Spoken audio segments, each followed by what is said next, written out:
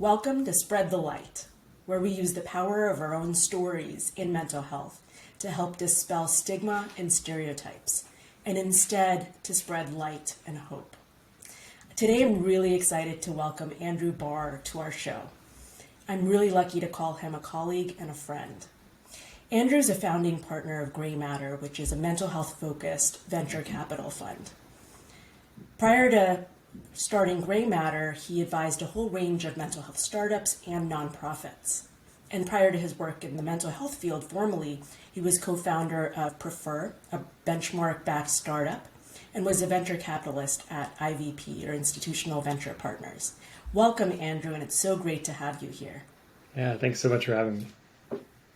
So I want to jump right in and ask you, how did your particular mental health journey begin?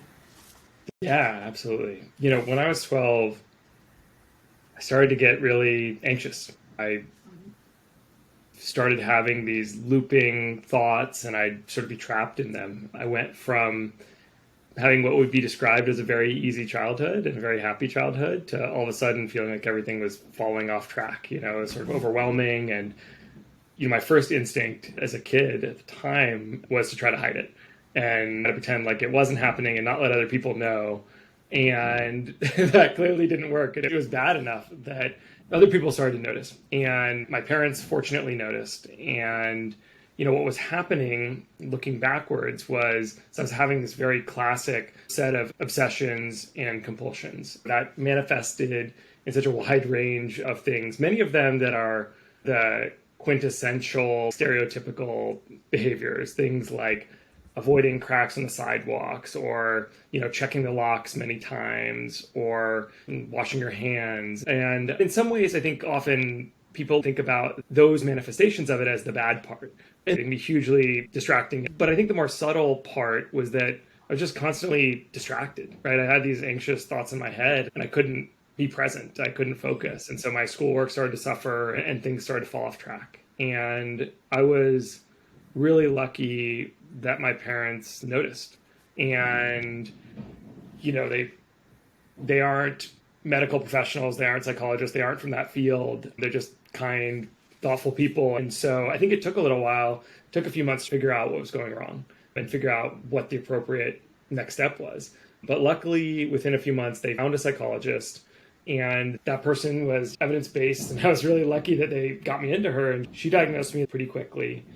And ultimately, we started using cognitive behavioral therapy to treat it. If you're in the mental health space, you know that even that set of things that happened are pretty rare, like pretty fortunate to be able to even get into treatment relatively quickly with someone who can diagnose you and ultimately provide evidence-based treatment.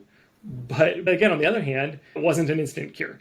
It was super hard, right? I went from when you start doing this process of working on it, it just can make you more anxious and can be more challenging. Things can feel worse at first as you intentionally expose yourself to these anxious thoughts. And so I remember it taking a few months to start seeing really, really strong results. And there were definitely along that journey, there were lots of weeks where it felt like we're moving backwards, not forwards. And, ultimately, as I recall, in that first year, we were really able to bring it under control and bring my symptoms down to levels that were, below the clinical thresholds. And at some level, even at the time, it was very clear to me how lucky I was to be able to really see that kind of progress and to be able to, get my life back. But only over time have I really been able to fully understand from a probability perspective how lucky I was, to see so many other people who weren't so lucky in my life as well, and really contrast that. And also to have it happen so quickly, because I think that once these things go on longer and longer, they just get harder and harder to treat in many cases. And I was really fortunate to not have my life thrown completely off track. It was just temporarily derailed and we were able to get back there. So I feel extremely fortunate for it. And it's also taught me a lot about myself along the way. Wow. I mean, there's so much there, Andrew, in what you just shared. Number one, that impulse when we first feel our minds start to do something very different and unfamiliar to try to hide it, right? To try to say, what is this? What's happening to me here? And I hope nobody else can notice and know what's really going on underneath the hood for me. And then number two, this idea of loved ones around you who are attuned to you and your normal so greatly that they can immediately pick up on the fact that something has gone awry. And even when you're maybe not ready to come out and ask for that help, to be willing to come in, to swoop in really and help you figure out the best way forward. And as you rightly point out, to be feeling like yourself inside of a year, to get the right diagnosis, to get the right evidence-based treatments, and to be able to have that therapeutic relationship with the provider who's giving that to you, and all of that to line up so perfectly for you to have been able to get on top of your symptoms as a 12-year-old, no less, who's still developing a sense of self and a sense of your relationship with the world and with your own mind and with your own normals. And so all of that is truly very remarkable. I'm thankful that, you went through that as your journey, because I'm sure that taught you so much and brought you to the point that you are at today. Yeah, well, thank you for that reflection. I feel very grateful and very fortunate that I was able to have that journey. But it also, showed me how unfair it is for most people, right? Because to some extent, sure, I had to work hard and it was challenging. And there was certainly some amount of character building experiences in that. But really, I think I just got really lucky, right? Like, I don't think that was something that happened the way it did because of me or who I am, more than it was just the right treatment at the right time, being able to have the supportive environment around me, even my parents being able to afford therapy, right, in the first place, right? It wasn't easy for them, but it was something that they could pay for. And even that alone, in that era, even probably more so than today, trying to find somebody who's covered, it's pretty impossible. It certainly didn't seem like an opportunity at the time. Right. Luck plays such a huge role in recovery and all of the stories that, we all tell about our own journeys. Totally. And I also think that it's one of those things where if I could go back and tell myself anything in that period, in that very early period, it's being willing to share with others who you can trust, like where you're at or what's going on. Part where I feel like it could have just gone so differently is if my parents hadn't noticed. Right. And if I had been able to keep that a secret for longer and longer, right, it's just if you feel like something's off, it's been my experience, just both in my own life and with other people I love, that just the earlier you can get on top of it, the easier it makes the process. Yeah. Absolutely. Early intervention is the name of the game, and so few of us have the opportunity to really enact it. And yours is such a beautiful story of that. So if you're looking back at your whole journey, you've spoken about this a little bit already, but what would you pinpoint as being the hardest part? Yeah, I mean, there were many parts of it that were challenging, but probably the hardest part was really in the beginning, when I didn't know what was going on. I didn't have vocabulary for it. Once you have a diagnosis, like I certainly felt stigma, I certainly felt shame, but not even knowing what's going on, it's just the unknown is even scarier, or at least was for me. And I felt like I had sort of these two different lives. Internally, I was kind of paralyzed with anxiety and had these like thoughts that were just like looping over and over. And I felt really trapped. And that led to, even kind of feeling depressed, and it was making my inner life really, really difficult. And I felt like to the extent I was present in the outside world, it was only partially so, right? I felt like I was only kind of living my life. And that point in our lives, like middle school, is not an easy time for most people. It certainly was not for me, but it would have been hard enough without this. And so I think that for me, that was definitely the hardest period before seeing any kind of improvement. The other hard part, though, or the next hardest part, was just how improvement wasn't a straight line, right? There were kind of these setbacks. I mean, looking backwards, yeah, the story's great, like it all worked. But at the time, it didn't feel that way, And I think that often when we're in the midst of this, it's so easy to fall into that trap of feeling like however you feel in that moment is how you're always going to feel, right? And that we're not going to make progress. And I think that there were definitely moments, even with my therapist, where it felt like, oh, wow, everybody was a little bit concerned. My parents were concerned. My therapist was concerned that we had been making progress, then it felt like we stopped making progress or we regressed. And I guess trusting the process was the key, but it certainly wasn't easy. Oh, I can really relate to that. And it sounds like you had a really tough several months before you figured out what worked for you.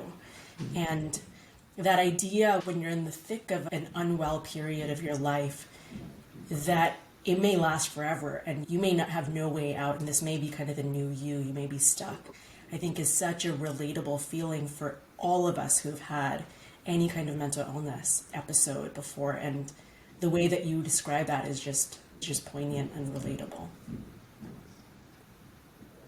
And you alluded to stigma and shame around that period of your life. And I'm curious how you feel like stigma has impacted you through the journey of living with OCD, and then even what you think about as you look at it today. Yeah, it's such a complicated and changing perspective for me. I think that when I was in middle school, I felt the shame hugely. Like, you don't want to be different, and you definitely don't want to be different in this way.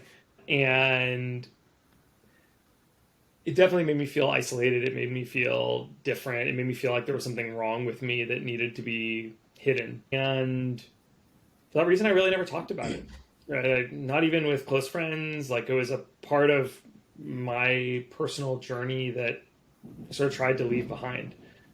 And as soon as I was well enough to not have it be obvious, like, I just wanted to move on from it.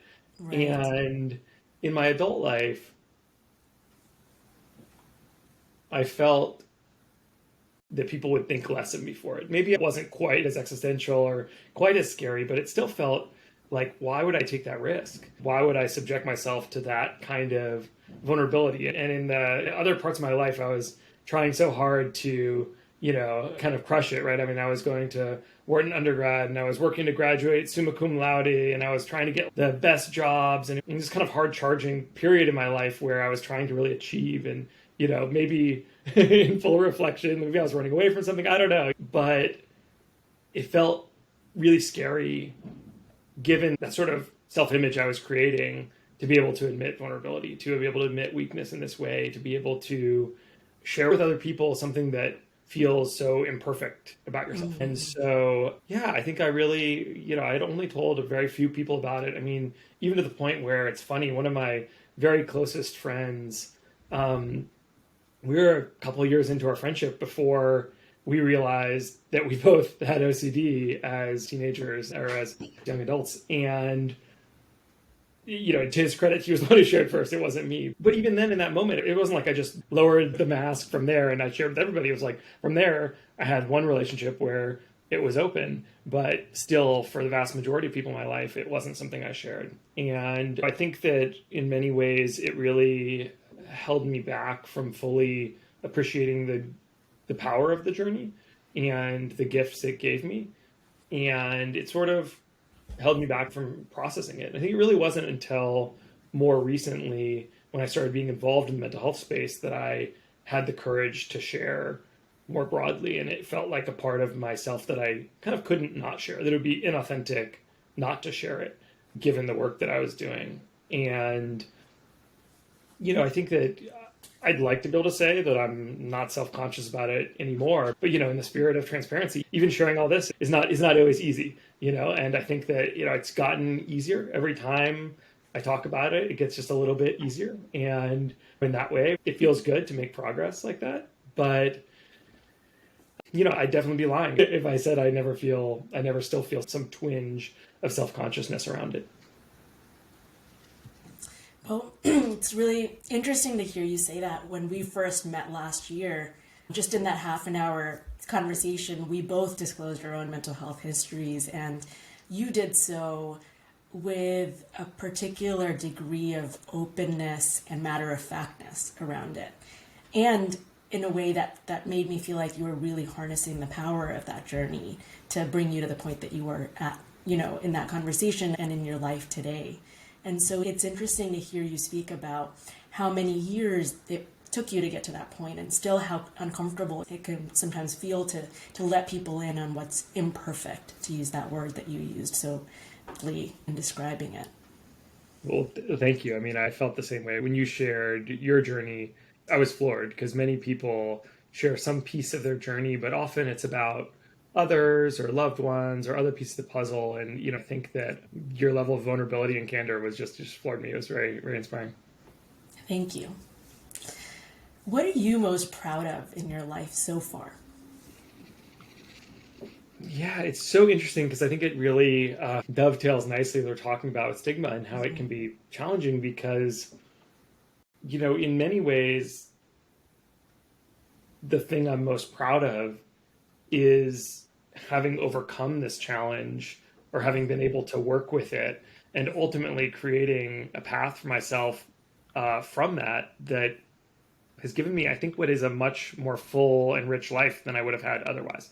And so there's this kind of strange thing about my journey where on one hand it was one of, if not the hardest things I've ever had to go through. And on the other hand, I wouldn't trade it if I could, right? Like, I don't know who I'd be without that, but I'm pretty confident I wouldn't want to be that person if I got to choose. Um, and, what came out of that for me, really one of the biggest attributes is a sense of courage and ability to face my fears and anxieties. And, like, really, when I think about being somebody who is more anxious and somebody who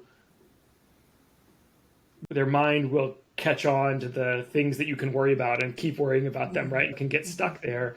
I'm really proud of getting past that and being somebody who can take risk and somebody who can do the courageous thing. And I think that this journey really taught me that, right? And I think that I wouldn't have really been able to achieve that. And I think in many ways I feel really lucky to have been able to turn this into something that brings me a lot of purpose in my life and being able to really engage with it. So I'm proud of that and I feel very fortunate for it. That's wonderful. And this dovetails nicely with the next question, which is how do you feel like this journey that you've been on, as you pointed out, it brought you to the person that you are today. And in some ways it's given you assets that you wouldn't trade for not having had those experiences.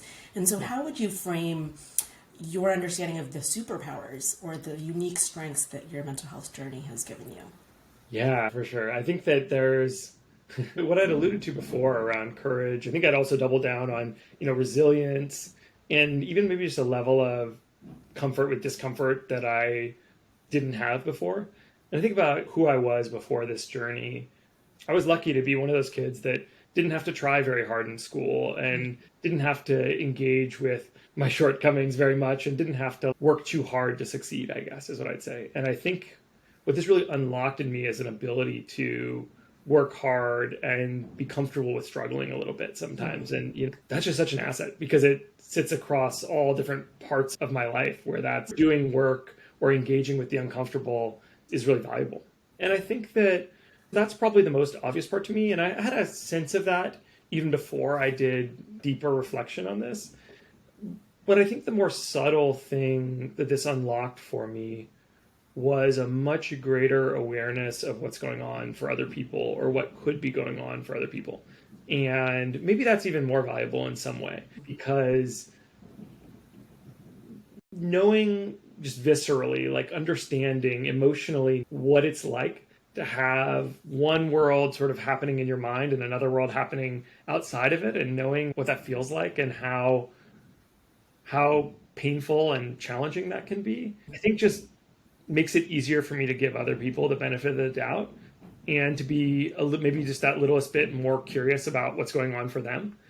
And I think if I had not been down this path, I'm not sure I would have developed that sense or would have know that truth at a deep kind of personal level. So, when I think about what's my life like, whether it's the people in my life and the community in my life and my relationships, or whether I think about my work and the ability to turn some of the things that I'm good at into things that are valuable for other people and finding purpose in that and just finding those things that I'm really, really excited about, I think it's really unlikely that I would have been able to have those opportunities or to have this life without this part of the journey, without the struggle. And so, yeah, the more and more I learn and reflect on it, I just see parts of this journey showing up in all different parts of my life.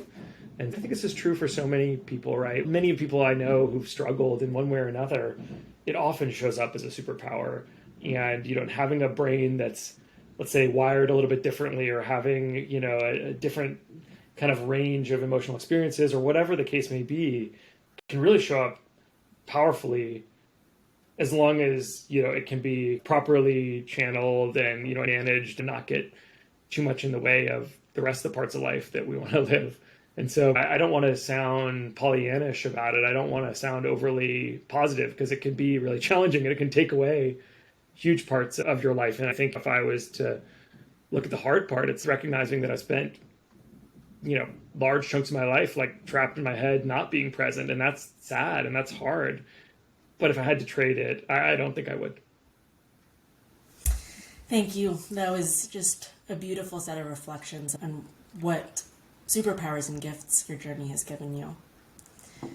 And as you look at your life today, it sounds like a lot of the struggle has actually been in the now distant past, and you figured out how to largely stay well and be well. And so what are your top 3 hacks for staying and being well today? Yeah, just to reflect on what you're saying, it does feel like the greatest struggle is definitely in the past and in the distant past. But that doesn't mean that it's not still with me to some extent, right? I don't think that it's something where you're just cured and, it'll never come up again. And I think in some ways, some of the moments of greatest challenge since I was in middle school have been when I kind of forgot that my brain still works this way, that I can get trapped in this. And so for me, it's more rare that I'll find myself vulnerable to very overt compulsions, let's say, right? That's much more rare for me now. But that doesn't mean I'm not still probably a lot more obsessive than most when it comes to my thought patterns, when it comes to the way in which I experience the world. And so to start with, trying to maintain that level of awareness is really important for me. And it's one of the most important ways to stay well. It's not really a hack. It's sort of like everything else ladders up to that, right? But I think it's like the most dangerous thing is feeling like you're totally cured and you're past it, and then you stop being vigilant and you stop paying attention, and then that's like where it gets really tricky. I do want to acknowledge that. In terms of hacks for staying well, one of my go-tos that I sort of just found naturally, and I was lucky to really kind of find in high school and then have it be part of my life from there. It sounds really obvious, but diet and exercise are huge, and probably nobody would ever disagree with that. For me, like really intense exercise has been extremely valuable. It's brought me into the present in a way and slowed down my thoughts and given me a bit of maybe a reprieve is the right word. And I think that as I reflect on that, like that kind of experience has just reminded me of what having a clear head can be like, and given me something to shoot for. The thing that came in a similar vein later on when I was in my mid-20s was building a mindfulness practice, right? And again, like kind of a trite thing to say, like a lot of people are like, oh, just meditate. And I don't think that's necessarily the right tool for everybody. But I think that maybe hard to do. I don't think it's trite. I think it's so hard. It's so hard, right? But I also think that I wouldn't promote, let's say, traditional meditative practices for everyone or anything like that. I mean, if people are drawn to it, great.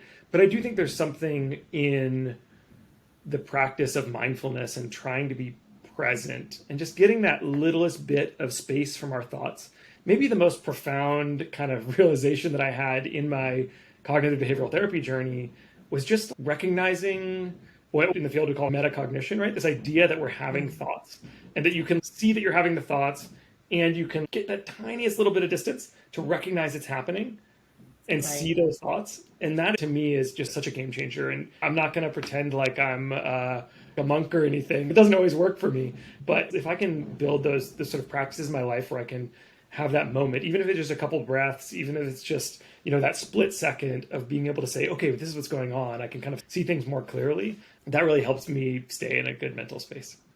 And then finally, I think that the thing that I've found just for my personal well-being kind of across all parts of my life is just community and connection with others. I mean, I'm a pretty extroverted person, but I get the sense this is not just me. It's important for everybody. And I think that finding those people who can really be your tribe, particularly when it comes to mental health, people you can be vulnerable with, people you can really share what's going on with you. And I count myself really lucky to have had this sort of evolve and materialize in my life in a way that I wouldn't say I was intentional as I could have been about building that community of people, but it just happens that because mental illness is all around us, that some of my closest friends ended up being people that I could really confide in and could relate to my journey. And I think that those pieces come together for me and just really being able to be aware of where you're at and what might need to be tweaked, and knowing when you need to seek a higher level of care and help, and knowing when you're probably doing okay, and knowing what needs to be changed to really stay well. Wow, thank you. That map that you've drawn us for how you manage to stay vigilant and stay well is just a really profound set of tools in your toolbox. And it sounds like you've been really thoughtful about which pieces help you in each moment, but also holistically. Yeah, but to be very clear, those are some of the things that really work well for me, but it's such an evolution and such a process, and it's always changing, and you have to keep trying new things. And I guess that's the really humbling part is that for me, the first 5 years of consistently meditating were amazing. It just probably added 20% to my mental well-being and happiness just every day. And eventually I came across challenges that wasn't working for. Right. And I had to adapt and learn new things and try new things. For me, the pandemic was super difficult. Just having that disconnection from my community and human interaction and fun and all of that just really put me in a tough place. And I had to really try new things and experiment. And honestly, it didn't always work. It was very humbling. So I think there's probably not one hack that'll work for anybody. But for me, what's probably served me best is just a spirit of experimentation and being willing to try new things to see if we can keep ourselves well. Yeah, thank you for that vulnerability around the fact that, the same hacks don't actually even work for the same person as they move through their life, and there's all kinds of new things being tossed our way. And you're absolutely right. I think, for me, for instance, when I became a mom, there were all kinds of new stressors in my life, and the same exact ways of dealing with those stressors from motherhood and pre-parenthood didn't always work. And it's always a matter of just trying to roll with the punches and figure out, what are the strategies that work in the here and now. Yeah. It's an evolution. It really is. And I think that's the challenge, but maybe also the beautiful part about it is that we can always make progress, and we can always keep trying, and there's always another day to keep working towards being just a little bit more well. But it's also super humbling and some days really frustrating, right? Absolutely. Absolutely. Ups and downs all along the way. Mm-hmm. Well, that brings us to our final kind of forward-looking question, which is, how would you put your hopes for our collective future? Yeah, it's a big question. It is. I think what I'd like to see in the near to medium term is really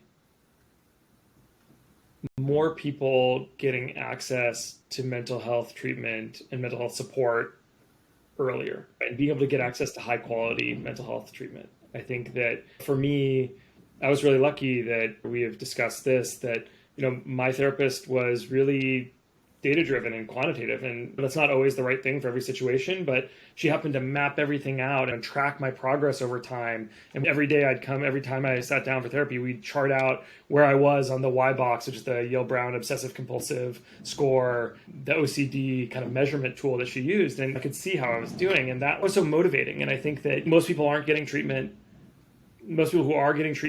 aren't getting maybe the ideal treatment for whatever it is that they need. And maybe even bigger than that, most people are having to wait so long before even engaging with it. And I really hope that with a combination of reduction in stigma and greater funding for mental health and greater access to tools, and hopefully the work we're doing around innovation in mental health can really dramatically increase access to quality care. Longer term, I'm hopeful we can live in a world where proactively and preventatively managing our mental health and our mental well-being more broadly, not just in a clinical sense, not just in a fighting mental illness sense, but also in the sense of thinking about how we can all live more rich and full lives. What are we optimizing for here, right? And I think that historically, because of stigma, because of a number of factors, it's been really hard for people to engage with that question. And the tools available to them have been much more limited. And I'm hopeful that by giving everyone better tools to manage their own emotional well-being and to manage what's going on in their mind a little bit and just have that ability to shape their journey from that perspective, I'm hoping that more people will live more full and rich lives from that. And I think that that's, going to take a combination of social change and policy change and research and the practice of people on the front lines, clinicians out there supporting people, but also people teaching emotional well-being, and whether it's social emotional learning in schools. There are lots of ways to have this show up, and it will require collaboration, I believe, across the world of government and clinical practice and the world of commercial health plans, and I believe in large part will also require innovation from the private sector, and that's what we spend a lot of our time doing. But I'm really optimistic that we sit at this moment in time where that progress is more possible than it's ever been, and I really hope we can play our own small role in trying to just nudge things a little bit further towards the ideal. Thank you. Those were just beautiful closing thoughts, and amen to all of that. Andrew, I want to thank you for joining us today to spread the light with this conversation, but also for spreading the light in all of the ways that you do as a person and your work at GreyMatter. We are lucky to know you. Likewise, I feel the same, and I'm really honored to be included in this. And, when you asked me, it both scared me and it excited me. And I think that ultimately in deciding to do this, what really persuaded me is just, this is what I would have wanted somebody to have done for me, have told their story and helped make it feel a little bit less scary when I was 12. And so, I really think there's so much value in what you're doing in sharing these stories. So thank you for doing that. Thank you, Andrew. You're reaching all kinds of people with your story and your journey, not just those who are, 12 and below, but really everyone through their lives as they're managing all kinds of struggles. So thank you for putting yourself out there and being part of this.